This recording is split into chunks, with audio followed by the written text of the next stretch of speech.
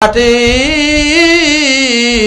শুধু মাটি আর মাটি, মাটির ঘর কবর, অন্ধকার কবরে আল্লাহ ছাড়া তোমার কোনো মাবুদ নাই, অন্ধকার কবরে আল্লাহ ছাড়া তোমার কোনো সাহায্যকারী নাই। কবরের কথা চিন্তা করো, ওই যে হারাম কাজ বাদ দিয়ে দাও। ওরে তো 1000 টাকার মুসলমান, ও বাকি আর মুসলমান, ওরে খাজা মার্কেটের মুসলমান, জানি না আগামী বছর মাহফিল পর্যন্ত বাঁচবো কিনা রে ভাই। শেষ পর্যন্ত পা ধরে বলে যায়, পা ধরে ডইরা বলে যায়, রে ভাই তুমি ওই মদ ছাড়িয়া দাও, সুদ ছাড়িয়া দাও রে ভাই, সুদ ছাড়িয়া দাও। তুমি নামাজ পড়ো না, ওইটা বাদ দিয়া তুমি নামাজ পড়া শুরু করে দাও। তোমার দুইটা পা ধরে বলে যায়, রে ভাই আয় আয় দিনের পথে আয়, মসজিদে আয়, নামাজে আয়, মদ ছেড়ে দে, সুদ ছেড়ে দে, ঘুষ ছেড়ে দে রে ভাই, এই নাফরমানি কাজ ছেড়ে দে, দিনের পথে আয়।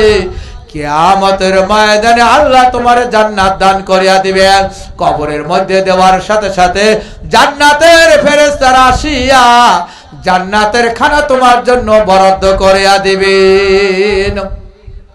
সুদ ছেড়ে দাও, ঘুষ ছেড়ে দাও, ওজনে কম দেওয়া বন্ধ করো, নাফরমানি কাজ বন্ধ করে দাও।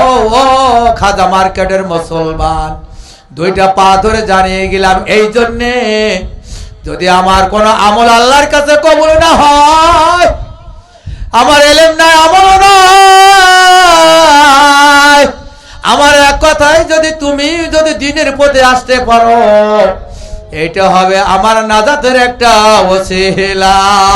এই জন্য দুইটা পা ধরে জানাই দে রে ভাই, দিনের জলসা চলে আসো, মসজিদে চলে আসো, নামাজের জন্য আসো। নামাজের জন্য যখন আসবা, মসজিদে যখন আসবা, দিনের ওয়াজ মাহফিলে যখন তুমি আসবা, আমার আল্লাহ খুশি হইয়া তোমার তামাম জিন্দেগীর গুনাহগুলি আল্লাহ মাফ করিয়া দিবেন।